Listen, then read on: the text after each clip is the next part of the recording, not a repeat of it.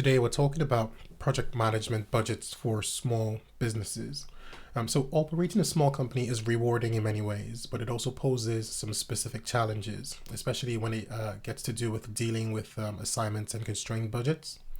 It's possible to optimize your budget without foregoing the business objectives if you use the appropriate strategy. We'll go through 5 steps today in terms of how you could look at a small business from a small business leader's perspective and maximize your project management budget.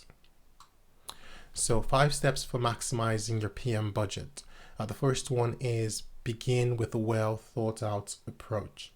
So, in reading this blog, you're probably at the first step of the 5 step process. You potentially have an approach in place.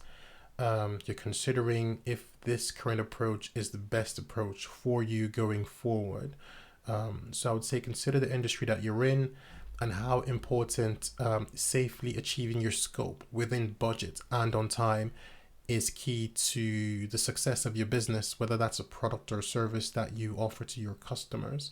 Having identified what's key, your KPIs or your key performance metrics or indicators, how important is achieving these metrics to your success as a business? And if these aspects or these metrics are really important, how do you currently track them?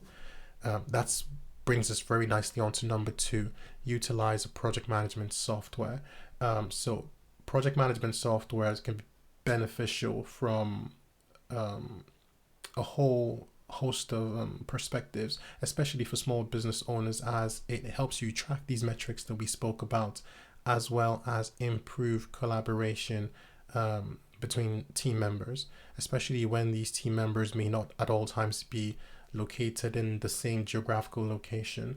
A lot of tools that we're seeing these days pretty much are all-in-one tools, and they're very budget friendly as well. So you don't need to break the bank to get yourself a very useful project management tool that's capable of achieving everything you need as a small business. And we move on to number 3, which is priorities should be established for tasks. So with most businesses, there are very few things that you do that really stand out to your customer. These little things that you do provide 80% of the value that your customers love you for. These are some of the things that you need to prioritize. Identify what these steps are within your business and pretty much do them first. You do them first, then your customers already have 80% of the benefit, and then you're working to try and scrape together that last 20% and then exceed your customers' expectations. We move on to number 4, which is set attainable goals. Set SMART goals. Need to be specific and measurable.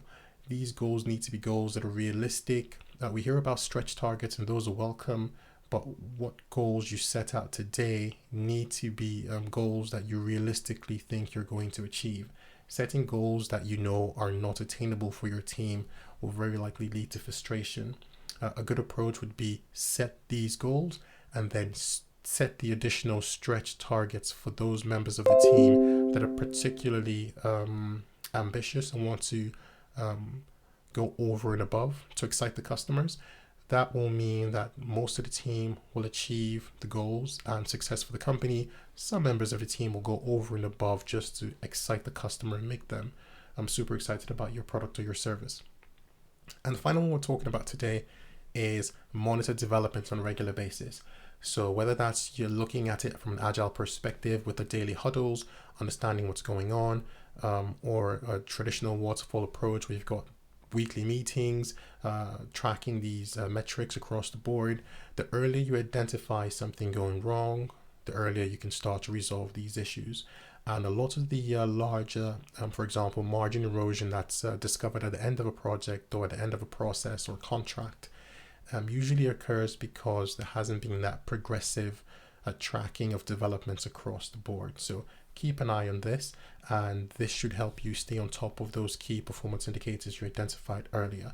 So in summary, optimizing your project management budget starts from understanding why you do what you do and what your customers love about you and why they choose you. Also, how do you protect those key performance indicators? Do you track them regularly? and what are you doing about managing your costs associated with delivering value for your customers.